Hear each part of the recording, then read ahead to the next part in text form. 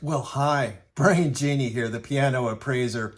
I am a registered piano technician as well as accredited with the American Society of Appraisers to appraise pianos and keyboard instruments. And on this channel, we talk about the do's and don'ts of piano care, buying and selling pianos, as well as various scenarios regarding their appraisal. Now, this particular video is going to be a bit of an update after some rather dramatic things happened in Southern California early in the year. Wow. The Paradise and Eaton fires, as well as a number of other fires that erupted in the early part of 2025. It has caused a little bit of a stir in circumstances surrounding people getting personal property in their home appraised and scheduled on insurance policies, in particular pianos. I've had a number of people that have reached out to me and I have done appraisals for after those fires because they heard about friends, fellow musicians that lost their pianos in those fires and the unfortunate circumstances they found themselves in because the pianos were not scheduled on their policies. And it's a strange thing.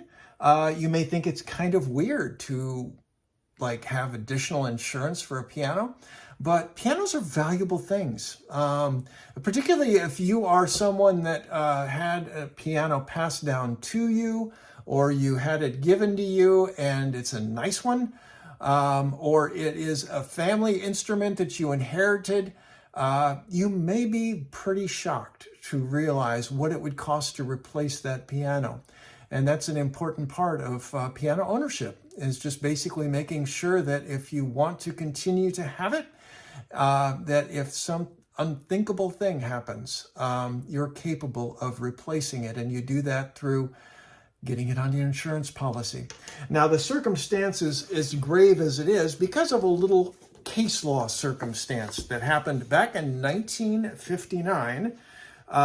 It was a case between an insurance company that Merchants Fire Assurance versus Lattimore, and it was a court case in 1959 between a insurer and the homeowner who had an art collection in her house. She had some aspects of her art collection appraised and scheduled on her insurance policy, and some she did not. And guess what? She had a fire, and all of the artwork in her home was destroyed. When it came time for the claims process to unfold, she quickly found out that the artwork that she chose not to schedule on her policy was not covered. And she was aghast. She thought that it just would all be covered. The insurance company, but that's not how it panned out. And in the court case, as it unfolded, the court ruled and created case law and precedent, basically making it obvious that if you do not let the insurance company know that you have particular items of value in your house, they're not going to insure it. They're not going to do that if they haven't had opportunity to appropriately schedule it and do everything they need to include it in the insurance policy. So if you don't do what's necessary, you find yourself in a strange situation, which I have discovered with clients of mine who have lost pianos in circumstances where they had excessive water damage due to a huge leak over the piano, or it was lost in a fire, that instead of you knowing what to replace your piano for, the insurance company is the one that gets to put a value on that piano, and they are the ones that are in control of that if you don't appropriately schedule it. So the most important thing to do, number one, have a conversation with your insurance provider. Get them on the phone, have a conversation with them, find out what it is you need to do to get your piano covered. And in most instances, it's going to require probably an appraisal. Again, the circumstances vary, but you will need to find that out. And in the process of finding out about whether the appraisal is necessary, you will need also to find out if the appraiser actually physically needs to see the piano and do a personal inspection of it, or if the insurance company is fine with the appraisal being based on photographs. I have seen a wide variety of difference there with some insurance providers. I think they are becoming more strict. In fact, I've even discovered some insurance companies that will only accept appraisals from people that are accredited with the American Society of Appraisers.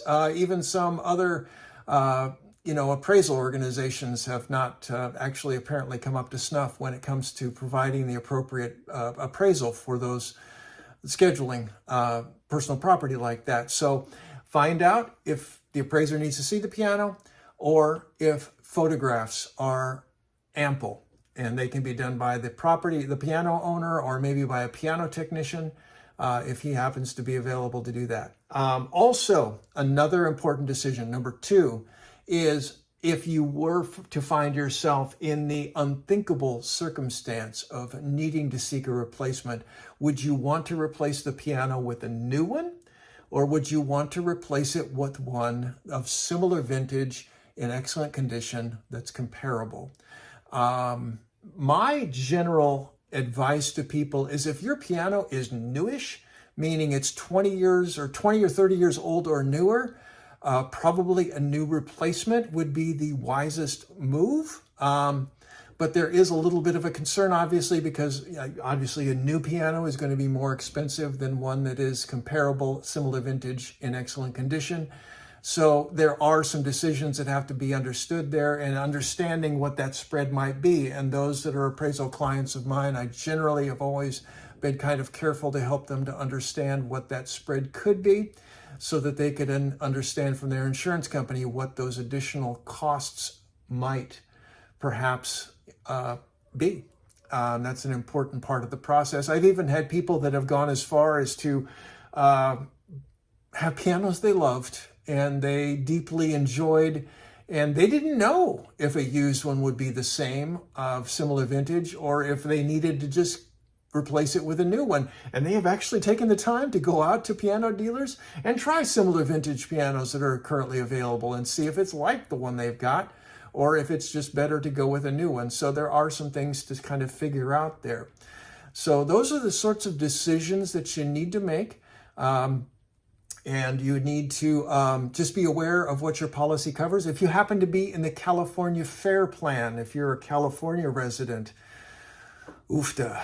Boy, they don't cover much, do they? If you have those sorts of policies, I actually had someone I just spoke with and did an appraisal for recently that found out that the insurance that they provide for musical instruments is super minimal. She had a lovely, wonderful 6'4" Steinway, and she found out that they were only going to give her $15,000 worth of coverage to replace that piano, and that would not even come close to buying another one. So she now is seeking insurance, or is, I think by this point, probably acquired insurance from a musical instrument insurance provider. And there is such a thing. There are companies out there. You'll just need to do a Google search. I don't want to do any endorsements here, because there are some policies that can be written in California, and some companies actually are currently not writing policies in California. Perhaps it'll change in the future, but if you wanted to chat about that, we could certainly have a conversation. And if you do need this sort of assistance, if you need appraisal for your piano, be in touch. Hop on my website, thepianoappraiser.com, and we can have a conversation about this and begin the process of understanding what it is you may need to do to ensure that your music-making legacy and your enjoyment there continues. So thank you for watching. If you like this content, like and subscribe. Yeah, that's so encouraging. And I will continue to make these videos about all these various piano kind of topics. This is Brian Janey. I'm the Piano Appraiser, and I look forward to being of service if you decide to be in touch. Thank you.